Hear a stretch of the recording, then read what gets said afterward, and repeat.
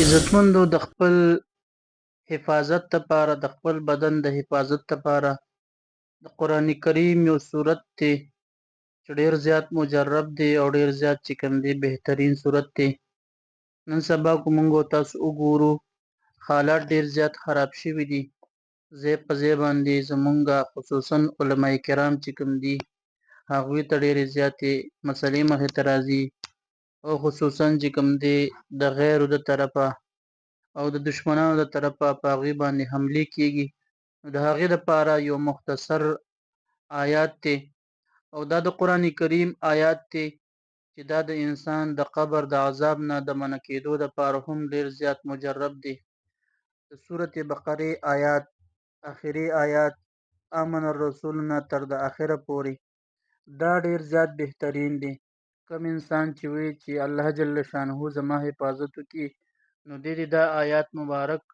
یو ځل وایي، الله جل شانه به د حفاظت کوي د هر شر نه، د هر مصیبت نه، د هر آفت نه،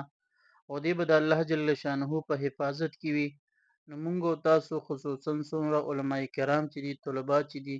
نن سبا چې کوم دی او عام خلک دي یا داسې خلک چې هغوی په خپل ځان باندې یا چې کوم دی د خپل کور والو دپاره یا د خپل اولاد دپاره دا وایي، نو الله جل شانه به د دې دپاره د دې په وسیله باندې دی په امن کې ساتي. نو موږ او تاسو کوشش وکړو په 2-3 منټه کې دا ویل کېږي 3 کرته سار وایو، 3 کرته ماښام وایو، اول او آخر ته نه مخکې درود شریف وایو، بیا به الله جل شانه موږ د دې په برکت سره د هر یو شر نه، د هر یو مصیبت نه په امن کې ساتي او الله جل شانه به موږ ته د دې چې کوم دی هغه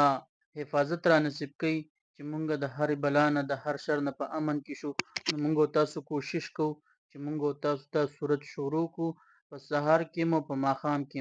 انشاءالله زموږ به الله جل شانه حفاظت کوي. دا نبوي نسخه ده، ازمایل شوې ده او علما کرام او طلبه کرام خصوصا دا سورت شروع کې او په ځان باندې چوف کوي.